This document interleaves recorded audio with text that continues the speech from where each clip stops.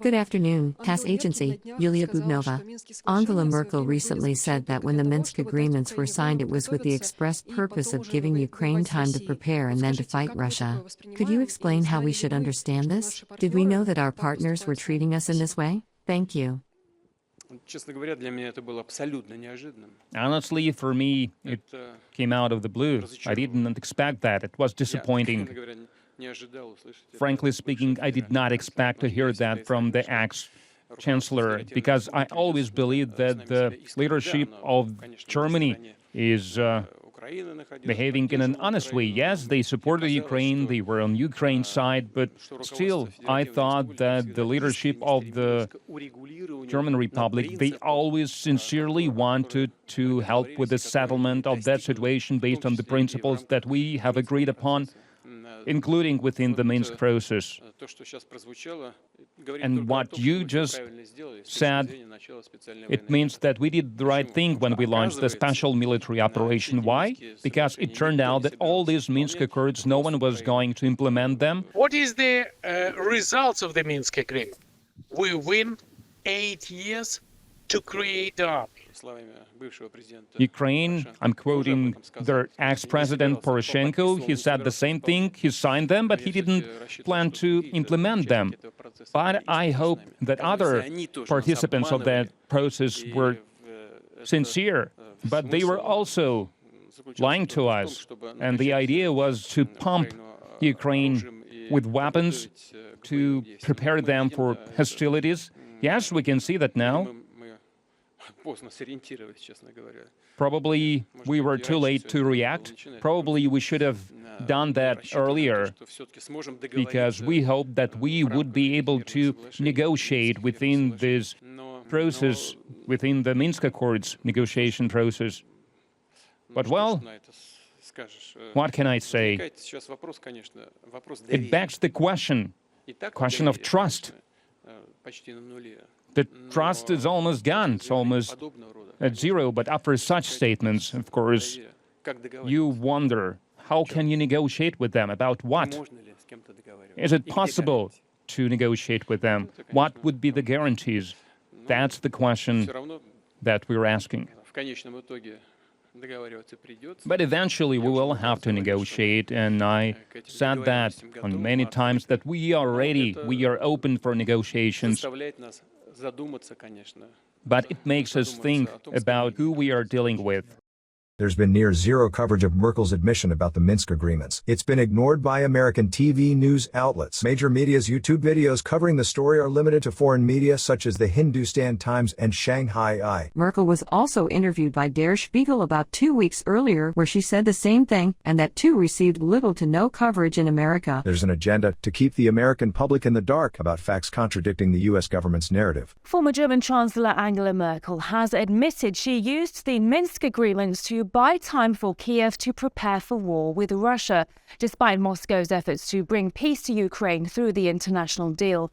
RT contributor Rachel Marsden explains. The West keeps saying that it wants peace in Ukraine. But if that's really the case, then why didn't the Western guarantors of the Minsk Accords, France and Germany, enforce that particular peace deal signed in 2014 between Ukraine and Russia that was supposed to end the violence by Kiev against the people of the Russophone Donbass region? Something just doesn't add up. Not only did the violence persist right under the noses of Paris and Berlin, but they stood idly by as NATO moved in with its training and arming of Azov neo-Nazi proxies. So why didn't they just seize the opportunity to secure peace when they had the chance and the agreement, so the tool, to do so? Well, we're now starting to get a better understanding of what was really going on. In a recent interview, former German Chancellor Angela Merkel admitted that she used the peace deal to better prepare Ukraine for war with Russia. She believes she bought time then and also later in the Minsk negotiations for Ukraine to be able to better resist a Russian attack. The Minsk Agreement was hollowed out. Now imagine if after signing the Paris Peace Treaty to end World War II, the Axis or the Allied countries had decided to just use it to get ready for yet another go at war. Former Ukrainian President Petro Poroshenko also let it slip last week that Minsk was used to buy time to build up Ukrainian forces with NATO which is a strange thing to be doing right after he had just literally agreed to work to secure peace by signing the deal. But definitely I need this Minsk agreement for having at least 4.5 years to build Ukrainian armed forces, to build Ukrainian economy, and to train Ukrainian forces together with the NATO to create the best armed forces in the Eastern Europe, which was built on the NATO standard. How did the negotiations in Minsk end? We achieved what we wanted. We didn't trust Putin then, and we don't now. Our task was to avert the threat or to delay the war. It was necessary to get 8 years for us to restore economic growth and build up a powerful military. This was the first task, and it was achieved. Ukraine is very responsible state and very responsible part of Minsk Agreement. Yeah, but we do everything we promise. This is so why are your rocket launchers still in territory that they shouldn't be in now, here in November, as cited by the Organization for Security and Cooperation in Europe 2 days ago? No. Yes. No. Because they reported it. They reported it. No. Grad missile launchers. No. Yours. No. Yes.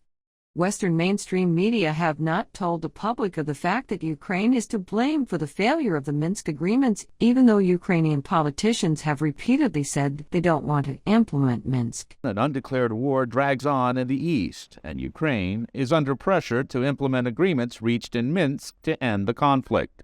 Kiev has yet to implement one of the main parts, that Ukraine make constitutional changes granting more autonomy to the Donetsk and Luhansk regions, something Ukrainians say they will not accept. You cannot do the peace talks and political situation to give more autonomy to some of the region, while other region will say, wait a second, why these guys took the weapon and secured more money, more power, their own militia, and while our guys are dying there for their having more power. Ukraine fears Europe may not renew sanctions against Russia this year if it does not implement Minsk. But those agreements would be poison for Ukraine, in the words of former Ukrainian intelligence officer Alexei Arestovich.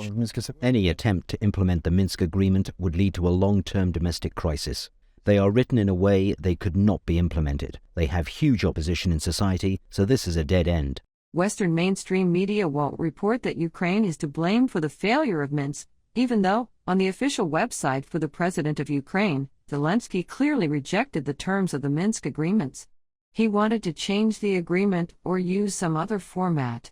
And he refused to abide by Minsk's requirement to hold talks with representatives of Donetsk and Luhansk, which are located in the Donbass region. Once a month, Nina must cross the front line. We have such high hopes. When Zelensky gave his oath of office, I simply cried. I just want all of this to end, to finally get back to peace. Zelensky has promised to make ending the war in Donbass his priority. This man has called the team to remove an unexploded shell near his home. But he doesn't blame the Russians. He blames the Ukrainian president. If, as Zelensky says, he is worried about his country, why the is he destroying his people? Absolutely destroying his people. Britain, why the do you supply guns here?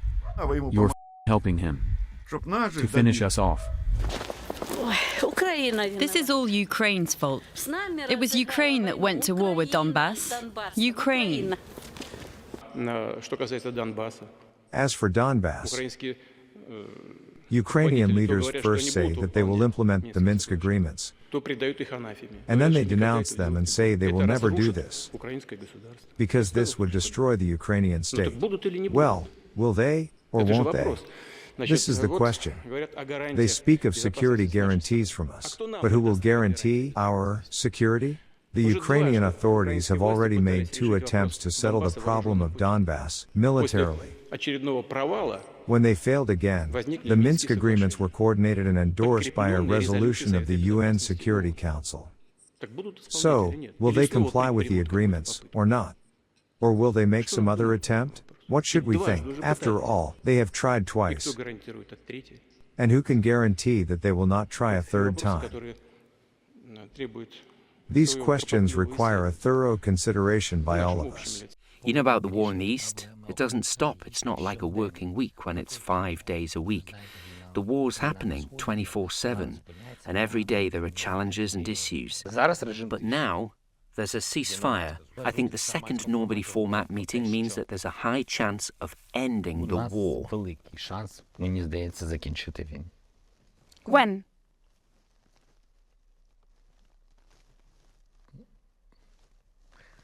When?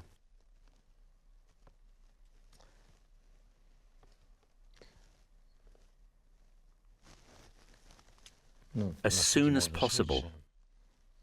So now it makes a lot more sense why Washington was able to freely pump $21.5 billion into eastern Ukraine since 2014.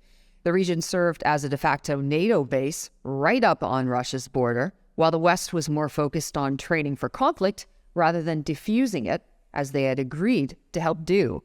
Meanwhile, Russia consistently sounded the alarm over the fact that Kiev was in constant breach of the peace deal. The internal crisis in Ukraine will not be resolved as long as the current Kiev regime avoids fulfilling its international legal obligations. The attempts to unravel the key points of the Minsk Accords is a path towards a catastrophe. This is a day when 7 years ago the Security Council of the United Nations passed Resolution 2202, and it unanimously adopted the package of measures for the implementation of the Minsk Agreement as the only international legal basis to settle the civil conflict in the east of Ukraine. Unfortunately, 7 years down the road, we are increasingly thinking that the implementation of the Minsk Agreements is not something that's in the plans of our Ukrainian neighbors. They're stating that openly now. As recently as yesterday, the Vice Prime Minister of Ukraine, Irina Vereshchuk, stated that there will be no new laws on the special status of Donbass or no direct agreements. And this took place after Zelensky had a meeting with Chancellor Scholz.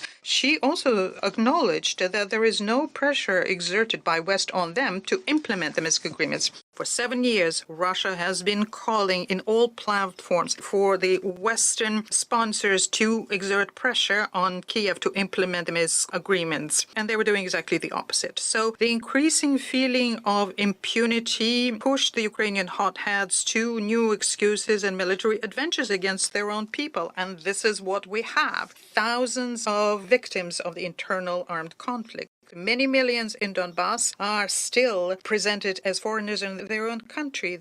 They have automatic rifles, sniper rifles, howitzers, and strike drones targeted at them. Ukrainian representatives keep coming up with new excuses not to implement their agreements and to shell their own people. The Minsk Agreements were killed long before the recognition of the People's Republics of Donbass. They were not killed by us or the representatives of the republics, but by the current Kiev authorities. From the very beginning, Russia did everything to resolve all the contradictions that had arisen by peaceful means. We signed a settlement plan, the Minsk Accords, but the whole course of subsequent events shows that the current Kiev authorities are not going to fulfill these agreements. They have publicly and repeatedly stated this fact.